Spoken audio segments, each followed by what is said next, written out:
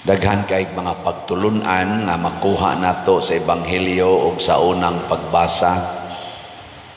Unya para nako ang usa nga angayan natong i-highlight kaning giingon ni Kristo nga kun ang mga sakop sa usa ka nasod mag-unay away mahugno gid ng maong nasod. Kinsa maning mag-unay og away nga di gyud magkasinabot ang Yawa ug ang Ginoo. Di gid ni sila pwedeng sagolon. Muna magsagol na gani ning ato na ganing i-welcome ang Ginoo ug ang Yawa sa atong kinabuhi, mahugno gyud ta. Kay di man sila pwede sagolon. Gilingi imong tupad ina wa pa magsagol. Inawa magsagol. Kana bang musimba ka onya at the same time mamakak, manglibak nya mo justify pag yun adi oy di ta kahibog di kita kasa normal ra man ginagod kay tao ra man ta. Kana bang mga ingon ana nga reasoning makahugno gina nato mo trabaho kag gobyerno or sa simbahan. Unsa man ang trabaho sa gobyerno, unsa man ang trabaho serbisyo o pangwarta? Kusga. Unya kung naa ka sa trabaho nga alagad sa katawhan, unya ang imong hunahuna mangwarta ka, magsagol na gani ng duha nga moalagad ko at the same time mangwarta ko, patay. Hugno yun ang atong gobyerno. Mausa din sa simbahan, ako pare, unsa may hinungdan nga na pare ko, para pangulikta o para pangalagad? Unyag sa gulo na nako ron ang pag-alagad, kay magmisa ko, pero ang tumong sa akong misa, pangulikta. Awa na, hugno gining akong simbahan nga gialagaran. Muna si Kristo, lahi siya sa ubang pari, matod pa diri. Kaya ang ubang pari, katong mga tao nga pari, nga purely tao ra gyud sila, nialagad sila sa templo para mangwarta sad para sa ilang pamilya. Mao tong makasasala sila, sige sila balik-balik og halad. Si Kristo kausara ni halad, ngano man kay ang iya ra gyung tumong sa iyang paghalad aron maluwas ang mga tao. Kaluwasan sa mga tao. Unsa may iyang gihalad, ang iyang kaugalingon.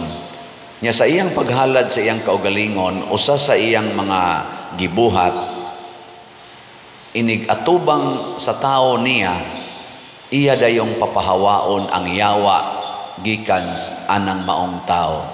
Kay kahibawo man si Jesus nga samtang magpuyo ang Yawa ni anang maong tao, bisag unsa pay iyang ihatag nga kaluwasan di gyud mo ipikto. Mabitan na mga doktor kung mohatag na nagtambal, doon na gyud mga pagkaon nga dili na niya gustong ipasod sa imong lawas. Kay og imo nang ipasod sa imong lawas, dili mo ipikto ang tambal. Nga kabantay mo na? Gilingi ay mong tupad. Iklain na sang lingi na unsay may mga gidili ni moron. Inananay mga gidili. Nana? Dagan kay nato nanay mga gidili. Nya nasay uban aron wa nay gidili unsa may buhaton. Imnig tambal nya kaon bisag unsa. Imni lag tambal kaon bisag unsa. Unsa man na siyang buhata? Panikas.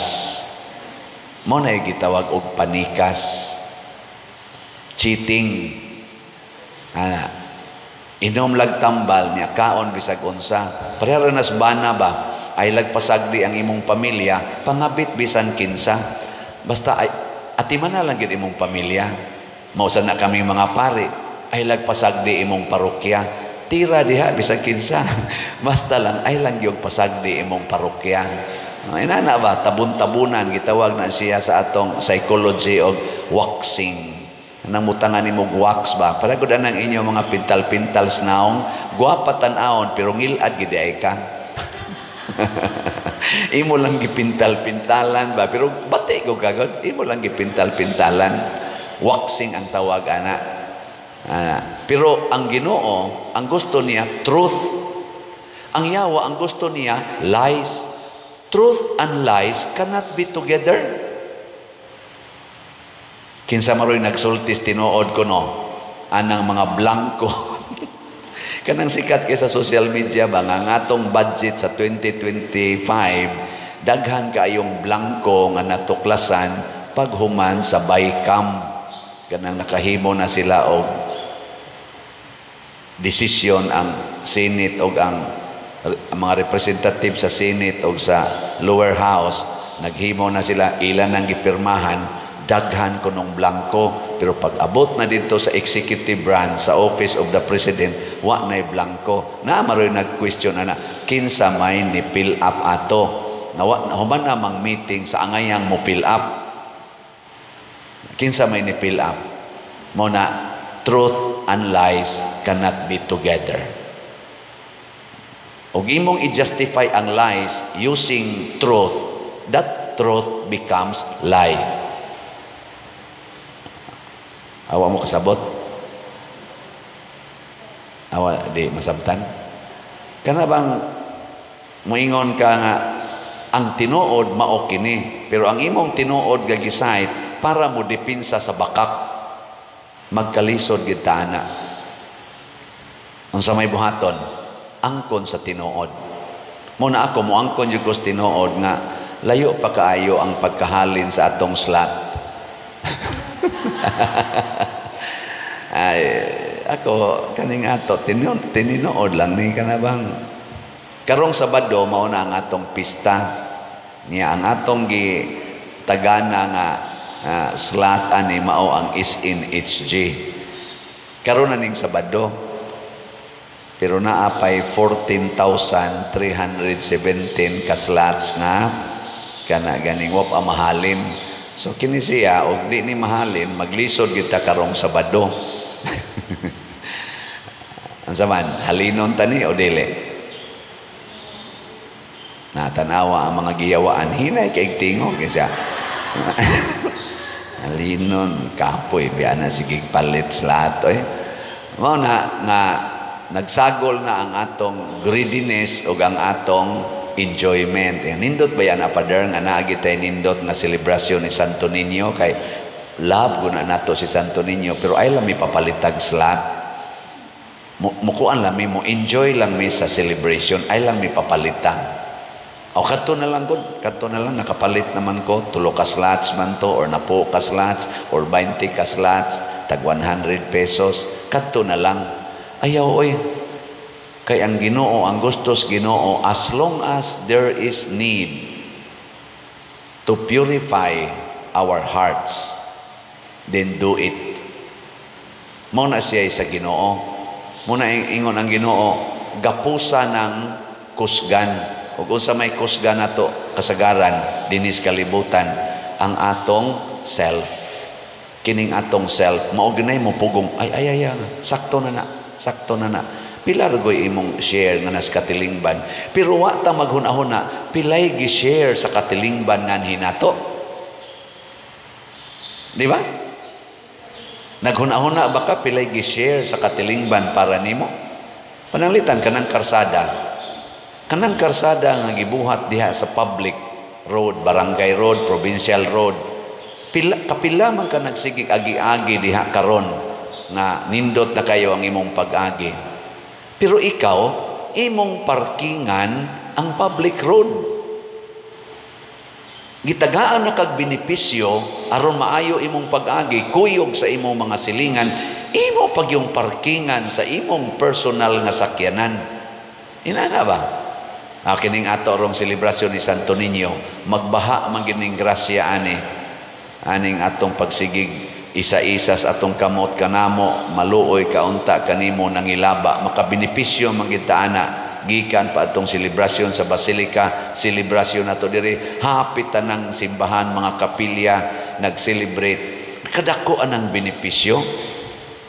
Pero pila ra may imong gi-share kanang 100 pesos para sa slot. Share sa kag extra mile oy. Mo nang doon na taroy challenge. Gawas atong regular challenge nato na atay special challenge hangtod karong Sabado. Katong minimum sa to, maximum o extreme. Thanks be to God, mao na ni ang atong nakuha gahapon. Ang minimum challenge katong 900 pesos, 12 na ka ni Abel. Oh, di ba? Pero ang maximum 0. Extreme usa. Di ba? Katong 16,000, ang minimum 900, ang maximum 5,400. Ang extreme 16,000. So usang extreme, 0 pa ang maximum o 12 ang minimum. Kay bao ba mo unsay mahitabo? Kung minimum gani atong ihatag, minimum rasad ang atong madawat in return. Unya kung maximum sad og extreme sad ang atong madawat. Unsa may gusto ninyo nga madawat? Kanang minimum grace, between minimum grace and extreme graces. Unsa may gusto nimong dawaton? O tagaan ta mog sample, i-times mo nag 100. Ang minimum 900. I-times nimo 100, mahimo na siyang 900 O lagi 900 times 100. Pila man na siya? 90,000. Dako no. Pero gadto kas extreme 16,000 man to siya times 100, pila man to? Pila? 16,000 times 100. Libog man tani. 160. Duha ka zero ko na ibutang nimo sa 16. 1.6 million. 1.6 million.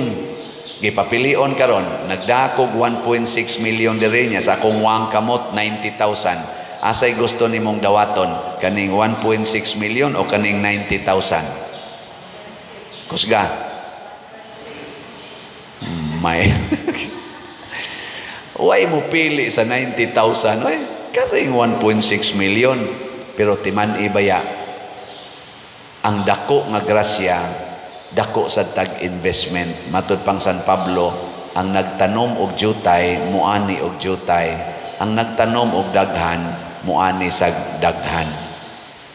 Mga igsoon, si Kristo, ang iyang gitanom para ta maluwas, ang iyang yung lawas og dugo. Kita, pangayuan lang tagamayng slot, dili pa na lawas og dugo. Ihatag ka nato aron sa ta makasinati sa tinuod nga kaning gitawag nato kaluwasan. Dili nato mapapahawa ang yawa sa atong kinabuhi kun dili pa ta kamaosang muhalad sa atong lawas ug dugo. Nining santos nga misa diin si Santo Niño mo'y atong gipasidunggan, kining bata nga ni adinhi atong gipasidunggan, nahimo ni siyang tao tungod kay ang mahal nga Birhen Maria mihalad sad sa iyang lawas ug dugo. Ug mausad si San Jose, kana bang kalimtan na nato ang atong kaugalingon. Matod pa diri sa atong ebanghelyo, ang nakasala sa Espiritu Santo dili mapasaylo. Pasabot, unsa man ang Espiritu Santo, nagtudlo unsay maayong buhaton dinhi sa atong lawas ug sa atong kalag. Di kita maminaw sa Espiritu Santo ang atong gipaminaw, ang atong lawas na lumalabay, di kita maluwas. Pero maminaw na ta sa gitudlo sa Espiritu Santo nga maorasad ang mga pulong ni Kristo, maluwas kita. May ni-text na ako, bag-o pa lang, nga ang iyang anak nahimo nagyong adik. Siya Father, unsaon man pagsumpo nato ning drug addiction, naundang naman tatong akong anak, karon ni balik naman sad, di narabagyod mapugnan. Ako na lang sa siyang giingnan, higugmaan na lang ng adik. Ni siya Father, oy, maggawas nga mangawat, mura naman siya wild kayo, na miligro mang among kinabuhi. Nako, parihar sagod sa pagmabdos nimo o pag-anak nimo ana, na miligro sa to imong kinabuhi. Karon nga, imo na sana siyang pakatawhon pag-usab, aron mabag-o, tagay sa ng imong lawas o kinabuhi. Risk your life for that son. Di ba? Mo risk tan. Higugma, ayaw i-reject. Muna ingos Kristo, papahawa ang yawa, gapusa. Unsa may gapuson, ang atong lawas. Nya kinsa may atong i-set free, ang atong kalag.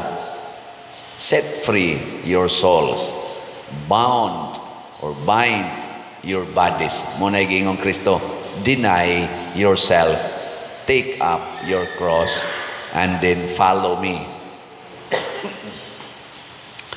Muna, hinaot unta nga ang atong pagnubina karon ni Santo Niño, maghimog yung mapuslanon. Ang atong timailhan nga ang atong selebrasyon mahimong mapuslanon o matuman gyud, pinaagi aning atong paghiusa, labaw na gyud ang atong pamalit aning atong mga slots. So siguro nato rog palit ang is in HG aron karong Sabado malipay ang katilingban nga kita sad lipayon sa Ginoo.